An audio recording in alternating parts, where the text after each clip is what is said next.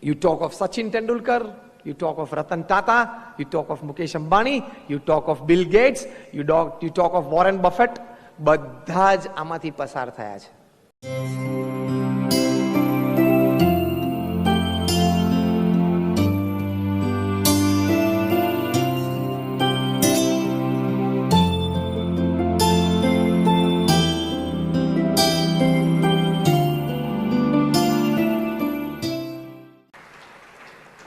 આપણા જીવનમાં એવું બને છે કે કોઈ વ્યક્તિ આપણું અપમાન કર્યું હોય ને, એ વ્યક્તિ તો એકવાર અપમાન કરીને જતી રહે છે, પછી એ જ શબ્દો અને એ જ વિચારના આધારે આપણે આપણું અપમાન 100 વખત કરીએ છીએ. એ જ વિચાર અને એ જ દ્રશ્યને યાદ રાખીને આપણે ખુદ એ શબ્દો વારે વારે વાગોડીને આપણું પોતાનું અપમાન 100 વખત કરીએ છીએ. હા કે ના? તો આપણે મૂર્ખ ઠર્યા કે નહીં? અભિગમ પ્રમુખ સ્વામી મહારાજનો અપનાવવાનો છે. Curtains, flat curtains. પૂરી થઈ ગઈ એક વાત. આટલા વીક, મીન અને ચીપ માઇન્ડમાંથી આપણે અહીંયા અભિગમના સેતુ દ્વારા પહોંચવાનું છે. તો આ વ્યક્તિગત જીવનના અમુક અભિગમો છે. તમારા જીવનમાં મનગમતી વ્યક્તિ આવી અથવા મનગમતી વ્યક્તિ જીવનમાંથી જતી રહી, બહુ મોટો પ્રશ્ન છે ને. દુનિયામાં 40% સુસાઇડ આના લીધે થાય છે.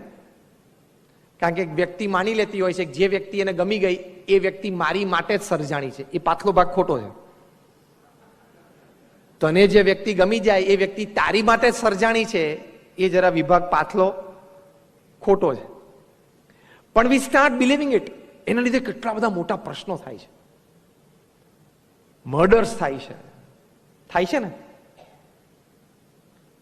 મનગમતી વ્યક્તિ જીવનમાં આવી કે મનગમતી વ્યક્તિ જીવનમાંથી જતી રહી. પ્રારબ્ધનો ખેલ છે, ભગવાનની ઈચ્છાનો ખેલ છે. Why are you getting disturb? કોઈ પણ પરિસ્થિતિમાં આપણી માનસિક સ્થિરતા અને આંતરિક આનંદ, આ બે વસ્તુ ઉપર કોઈ પણ પ્રકારની ઈજા પહોંચવી જોઈએ નહીં. એ અભિગમ આપણે મુખ્ય શીખવાનો છે. Done is done. It cannot be undone even if you go to London. થઈ ગયું એ થઈ ગયું, પાછું એ રિવર્સ થતું નથી. તમે ગમે ત્યાં જાવ તોય, ચંદ્ર ઉપર જાવ તો પણ એ ફરી વખત એ વસ્તુ આપણા મન પ્રમાણે થતી નથી. આવી પરિસ્થિતિમાં એટલે કે મનગમતી વ્યક્તિ જીવનમાંથી જતી રહી તો પણ અભિગમ એટલો જ રાખવાનો છે.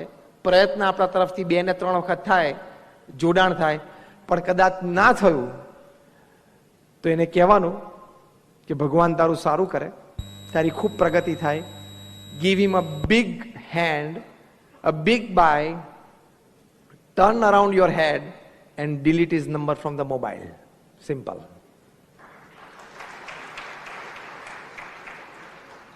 એને શુભેચ્છા પાઠવવાની, એનું સારું થાય એવી એકવાર પ્રાર્થના કરી લેવાની, 2 કે 3 વખત જોડાણના પ્રયત્ન પછી ગોળ ફરી જવાનું અને મોબાઈલમાંથી ડિલીટ નંબર કરી નાખવાનો. એટલે શું, ફરી વખત સ્ક્રોલમાં પાછો નંબર આવે નહીં, અને આવે ને પાછું દુઃખ આવે. You tried your best, it did not happen, accept it, don't get disturb. કે જીવન તો આપણે જીવવાનું છે ને. તો વ્યક્તિગત જીવનમાં જ્યારે આવા પ્રશ્નો આવે, સંબંધોના પ્રશ્નો આવે, ત્યારે બહુ જ ફર્મ, દ્રઢતાપૂર્વકનો અભિગમ અપનાવવો ખૂબ જરૂરી છે. નહીં તો આંતરિક દુઃખમાંથી વ્યક્તિ બહાર જ ના આવી શકે. આપણા સ્વજન કોઈ મૃત્યુ પામે, નાની ઉંમરે મૃત્યુ પામે, તમારા છોકરાને હાર્વર્ડમાં બિઝનેસ એડમિનિસ્ટ્રેશનમાં એડમિશન મળે, MBA થાય, $1 લાખ પગાર અમેરિકામાં ચાલુ થાય, 6 મહિના પછી કાર એક્સિડન્ટમાં એનું મૃત્યુ પણ થઈ શકે છે.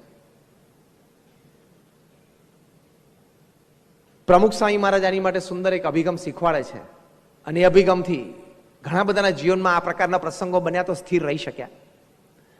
પ્રમુખ સ્વામી મહારાજ શીખવાડે છે કે હાર્વર્ડમાં એડમિશન મળ્યું એ પણ ભગવાનની ઈચ્છા. એ છોકરો ગ્રેજ્યુએટ થઈને વન્ડરફુલ સેલરી અને ગુડ જોબ, ગોડ્સ વિશ. અને કદાચ એ છોકરો નાની ઉંમરે મૃત્યુ પામ્યો, ભગવાનની ઈચ્છા સમજજો. કારણ કે ના સમજો તમે બીજું કરી શું લેવાના?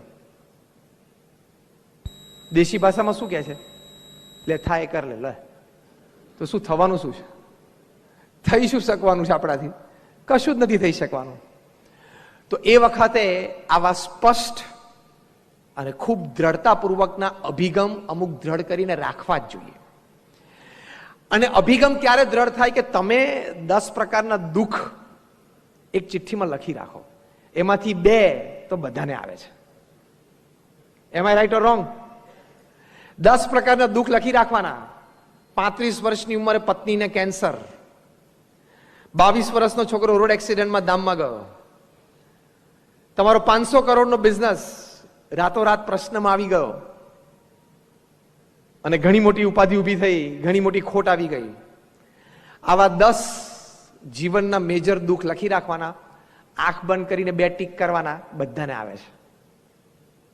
પછી એમાં રડવાનું શું? હા કે ના? Everybody has to pass through. Nobody has reached heaven. અંગ્રેજીમાં એક બહુ સરસ કહેવત છે, nobody has reached heaven without passing through hell. નરકમાંથી પાસ થયા વગર કોઈ સ્વર્ગમાં પહોંચ્યો જ નથી. You talk of Sachin Tendulkar, you talk of Ratan Tata, you talk of Mukesh Ambani, you talk of Bill Gates, you talk of Warren Buffett, બધા જ આમાંથી પસાર થયા છે. તો પછી ખિસ્સામાં 2 હીરાની પડીકી વાળા પણ પસાર થાય, અને ઓફિસમાં હીરાના ઢગલા વાળા પણ પસાર થાય. એ જીવનનો એક ક્રમ છે, સ્વીકારી લેવાનો. Anything in life is 40 plus 30 plus 20 plus 20. આ સનાતન સિદ્ધાંત. કદાચ આજના પ્રવચનમાં બીજી કોઈ વાત તમને યાદ ના રહે તો આ યાદ રાખજો કે જીવનના પ્રસંગો, ઘટનાઓ, જીવનમાં સંબંધો એ બધા 40, 30, 20 અને 10 જ છે. તમારા મોબાઈલમાં જેટલા મોબાઈલ નંબર્સ ફિટ કરેલા છે એમાંથી 40% જોડે તમારા લાઈફ ટાઈમ સારા સંબંધો રહેશે. તમારા વિચારેલા કામ 40% સારા થશે. In work and relationship, out of all that you have, 40% goes perfect. 40% perfect જાય. બીજા 30%, આને શું કહે છે? 40, 30, 20, 10 નો નિયમ, ધ રૂલ ઓફ 40, 30, 20, 10. 40% બધું જ સારું ચાલે સંબંધોમાં અને વ્યવહારમાં. Another 30% you have to put a lot of effort two get it go. તમારે ખૂબ પ્રયત્ન કરવો પડે, ખૂબ પુરુષાર્થ મૂકવો પડે, મનગમતું મૂકવું પડે, બધા જ રિસોર્સિસ કામે લગાડવા પડે, ત્યારે કંઈક સંબંધમાં અને કામમાં થોડાક ધક્કા વાગે ને આગળ જાય. 30% સંબંધો અને કામ એમાં રહેલા છે. કેટલા ટકા થયા? 70. બીજા 20% કામ જીવનના અને 20% સંબંધો બગડવા માટે જ સર્જાય છે. It is an eternal truth, accept it. આ સનાતન સત્ય છે પૃથ્વી ઉપર. જીવનમાં કેળવાયેલા 20% સંબંધો અને 20% નિર્ણય કરેલા કામો બગડે જ છે, બગડવા માટે જ સર્જાયેલા છે. એટલે કોઈ સંબંધ બગાડે તો 2 કે 3 વખત પ્રયત્ન કરી લેવો, સંબંધો ના સુધરે તો એના 20% કેટેગરીમાં મૂકી દેવો. એટલે શું? ચિંતા ના રહે, આ અભિગમ. સ્ટ્રેસ એ ના રહે, આ અભિગમ. કેટલા ટકા થાય? 90. હવે 10%ની મજા આવે એવું છે કે નહીં? ઇંતેજારી છે ને? હવે 10% કામ અને 10% સંબંધો એ જીવનમાં કામ ખોટ આપવા માટે સર્જાયેલા છે અને સંબંધો દુશ્મનાવટમાં પરિવર્તિત થવા સર્જાયેલા છે. અનુભવ છે? અનુભવ હોય તો હાથ ઊંચો કરો. હા, બધાનો અનુભવ છે.